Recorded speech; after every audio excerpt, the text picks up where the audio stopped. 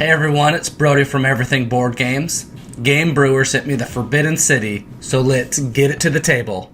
During this time, China has been ruled with mismanagement and corruption. The emperor is trying to get things organized again and makes corruption punishable by death. So now you play as one of the high officials, and instead of accepting bribe money, you are now accepting gifts due to the new law. Gifts are exchanged in hopes to gain favor with the emperor at the end of the game. This game plays from 2 to 5 players and uses a blend of worker placement, set collection, hand management, with a small amount of card or deck building and a wagering mechanic. You'll begin the game by taking your tokens and placing them in the corresponding areas. The envoy meeple will be placed here, the point tracker disc placed here, and the intrigue marker is placed here with the starter token placed here. You will have all your cubes, which represents your servants, your 3 boats, and your horse placed near your player board. Place this component that is like a double cube on this area on your player board. This is called a foreman and will be explained later in the game, but essentially it is 2 servants inside 1. The start player will also take the start token. Cards will be placed randomly out on the board, and each player will get a set of 4 cards. These cards are sorted by this fan symbol that's on the top right. Whoever's the first player will receive the cards that have one of the 5 areas darkened in. The second player will have 2 of the 5 areas darkened in, and so on. The remaining cards will be put in the box and won't be used in the game. The cards with this yin-yang symbol will be placed to the side of the board. You will randomly place 2 decree tiles of each level and place them on the indicated area of the board.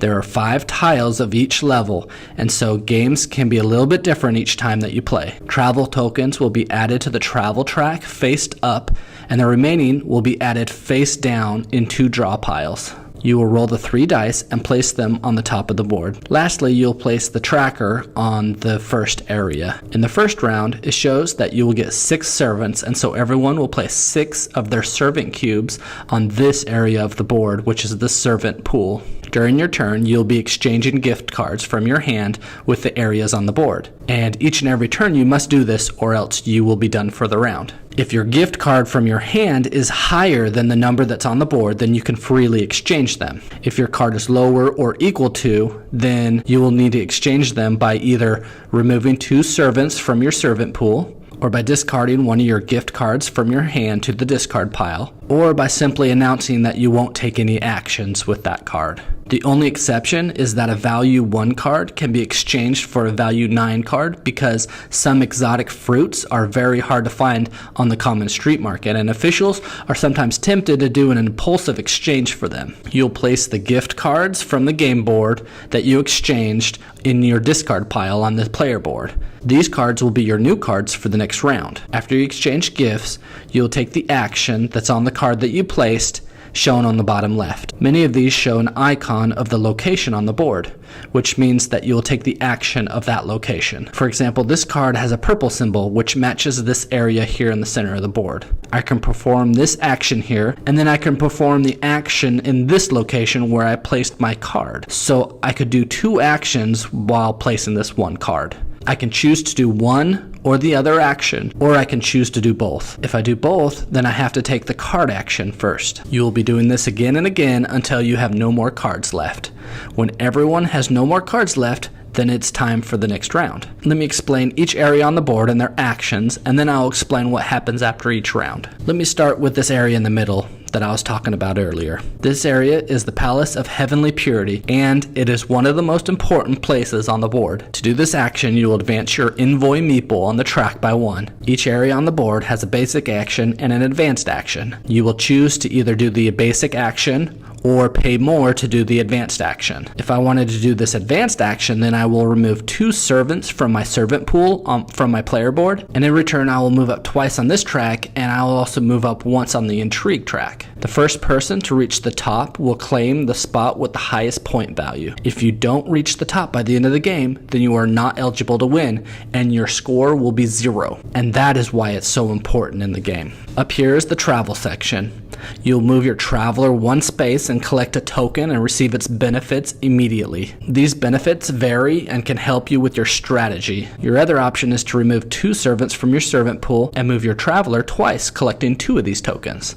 These tokens are then flipped over and placed on the top of your board. Whenever you would like to exchange these tokens for the depicted benefit, you may. This next area is the Great Wall. You'll either place a servant on the Great Wall space or remove 1 servant from your player pool and place 2 servants on the wall. Whenever the wall is completed, depending on how many players are playing the game, you will score it, and whoever has the majority on the wall will get 3 points and be able to move their envoy meeple up 1 space. The player who scored will take all of their servants off of that area and place them back up to the side of their board. All servants left will scoot to the left, letting a new player build up and score the wall again. All players that were present on the wall can choose to take one of the intrigue actions listed on the board. To take these benefits, you will lower your intrigue marker and take the benefit. This could be adding servants to your servant pool, changing a die to the side of your choice, or gaining 1 piece of jade. Over here is another area to get jade.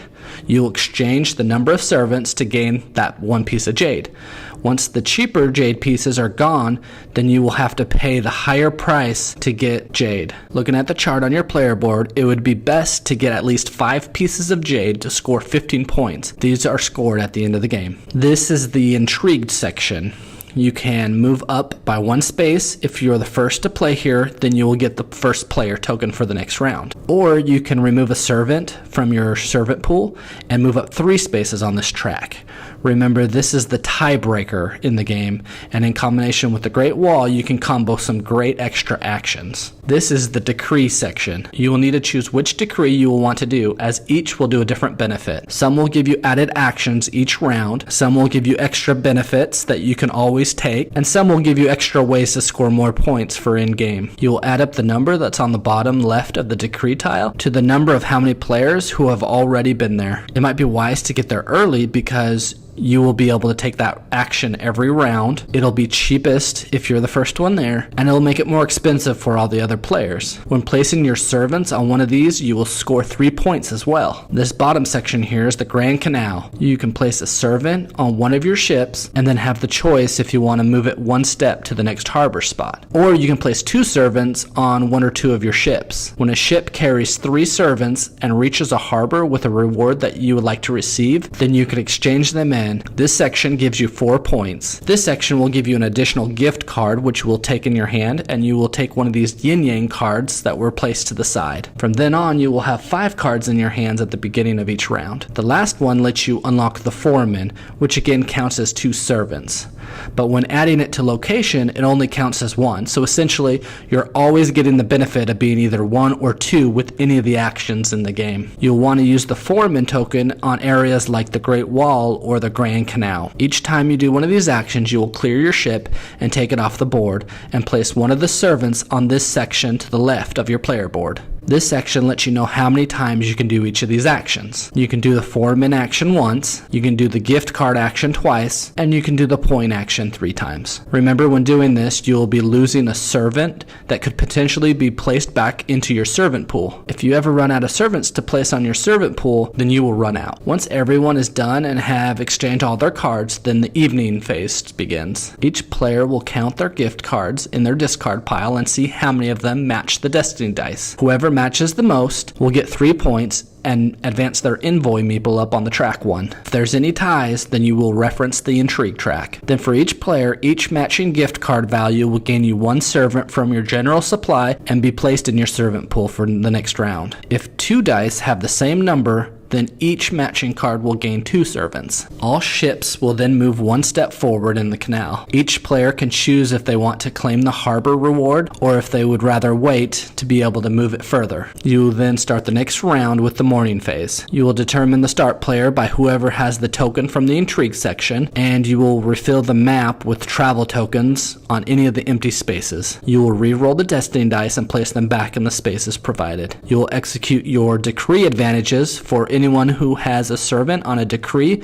with a mourning symbol on it. You will then receive your new servants listed for that round. Here, for the second round, it'll be 4 servants, and it'll be that way till the end of the game. The first player will then start by placing their new gift cards that were in their discard pile as their new cards. After 4 rounds, you will be able to score points and see who wins. You will score the Great Wall with anyone who's left on there. Players will receive their points for any level 3 decrees that they own. Players will get the points for their arrival order in the Palace of Heavenly Purity, and then players will receive points for the number of jade that they possess. Remember, players who didn't make it to the end of the Palace of Heavenly Purity will score 0 points, and the remaining players will score their points. The player with the most points wins. If there is a tie, the player that is furthest on the intrigue track will win. Now, this game needs to be on the radar for any Euro player out there.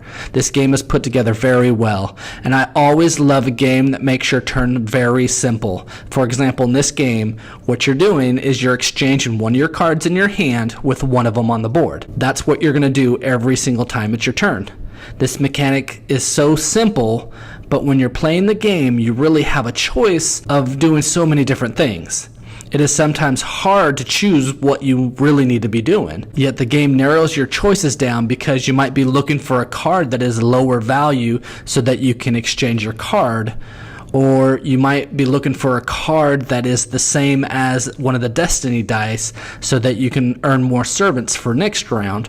Or you might just want to do a certain action and it doesn't matter what number's on the board because you can pay your extra servants or one of your cards to be able to do that action. The mechanics are just wonderful in this game and they blend together so well. And each of the sections of the board overlap with each other, so it's not like you're playing 7 separate games in one. They really blend together. When playing, you really feel like you want to take actions and need to take actions in every part of the board, but you only have 4 cards and you need to figure out what might be the best thing to do. The good thing is sometimes you get 2 actions per card. Don't forget you are always worrying about getting to the top of the Heavenly Palace track so that you can actually score your points at the end of the game. The game does very well with a theme, and I love how they explain why a value 1 fruit card can replace a value 9 card.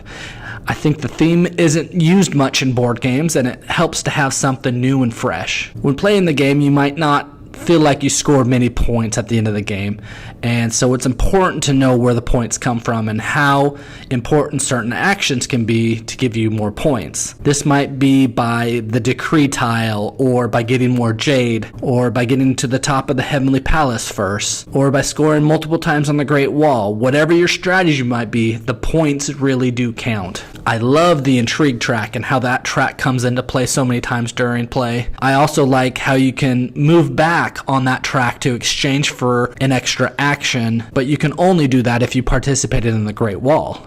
This helps to drive players to play on the Great Wall, and it really results that each player that does that and participates on the wall get more actions. I like that you can change the dice if you want, and on occasions this can give you many servants for the next round. I like how the foreman plays out and how you can play and use its role in the game, and I do like how many times you get 2 actions from a card, and I like the decision of deciding which card to exchange for because that's really going to be your card for the next round. Ultimately, this game is going to be wonderful even if you are just a little bit interested in it. Again, this is The Forbidden City by Game Brewer. If you like what you see, then go back it.